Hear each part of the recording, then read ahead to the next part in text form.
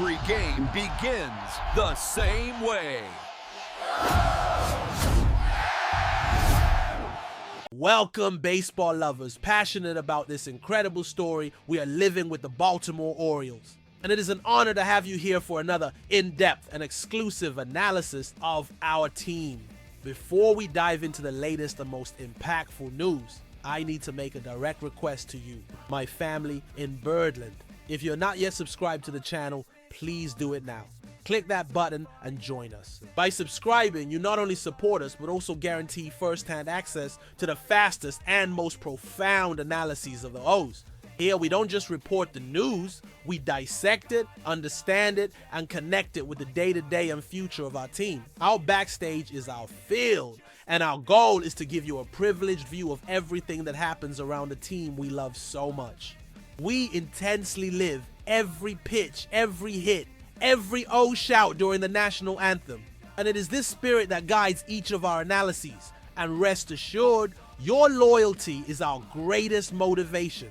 The news I bring to Birdland today, my friends, is another surgical move by our front office. One of those that at first glance may seem small, but carries a series of strategic implications. The Baltimore Orioles have reinforced their outfield roster by re-signing veteran Daniel Johnson, who was waived by the San Francisco Giants.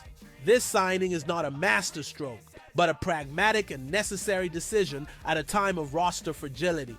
As we know, the last few weeks have been marked by a series of setbacks that weaken the depth of our team. The trading of Cedric Mullins, Ramon Laureano, and Ryan O'Hearn, followed by the injuries to Colton Cowser and Tyler O'Neill, created a vacuum in our outfield.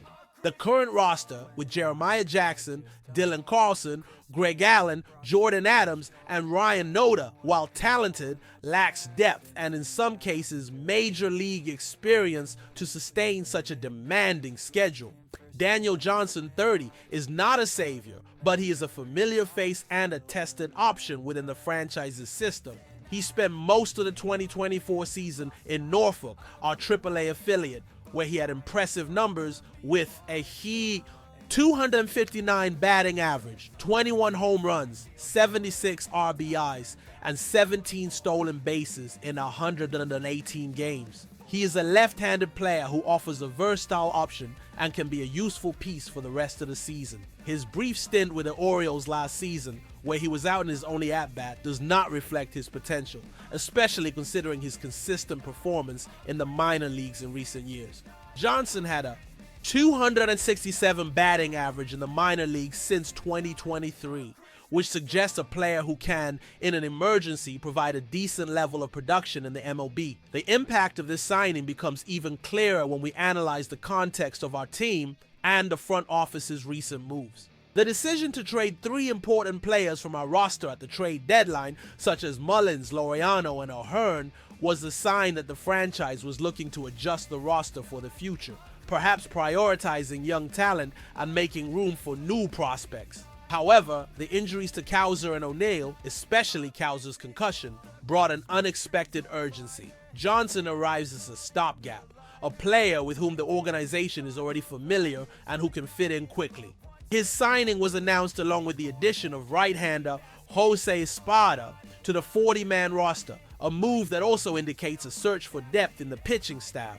These moves show a front office that acts proactively to mitigate the risks of a weakened roster, even if the pieces are not the brightest on the market. Johnson, who had a solid performance with the San Francisco Giants this season with 5 hits in 29 attempts and 1 home run in 14 games before being waived to make way for a prospect, shows that he still has a certain level of competitiveness. He had a .840 OPS in 48 games with the Giants' AAA affiliate, a number that cannot be ignored. His experience and familiarity with the O's system are without a doubt the key factors for his return. It is a safe bet for a time of insecurity. The question is, how long will Johnson remain on the major league roster? The answer likely depends on Colton Cowser's recovery. From the moment Cowser is cleared from the concussion protocol and is ready to return, Johnson can be sent back to Norfolk AAA, serving as a valuable depth option for the remainder of the season. The move does not change the outlook of our title quest, but it ensures that we will not have to improvise in a critical position due to a lack of options. It is a temporary but welcome relief. The front office's strategy is clear and aligns with an approach that has been a hallmark of our franchise in recent years: to be conservative but efficient, seeking internal or low-cost solutions before making major moves. The addition of Daniel Johnson and Jose Espada to the 40-man roster exemplifies this philosophy. Johnson, while not a superstar, is a player who fits well into the O's culture, which values resilience and the ability to adapt. He is a player who has been in the system before, knows the coaching staff and the style of play. This minimizes the adaptation time and allows him to be an immediate option if needed. His history of 8 organizational changes in his career, while it may suggest a lack of stability, also indicates that he's an experienced player in adapting to new environments. On the other hand, the departure of Houston Roth from the 40-man roster, despite his solid 2. Al's 8 ERA in the minor leagues shows that the front office is constantly evaluating and adjusting the 40-man roster, prioritizing immediate needs. Johnson's signing, therefore, is not just about adding an outfielder, but about strategically managing the roster. A championship team's ability is based in large part on its depth and its ability to handle adversity, such as injuries and trade deadlines. And that's exactly what the front office is doing. They're ensuring that even with the setbacks, the Birds do not lose their competitiveness.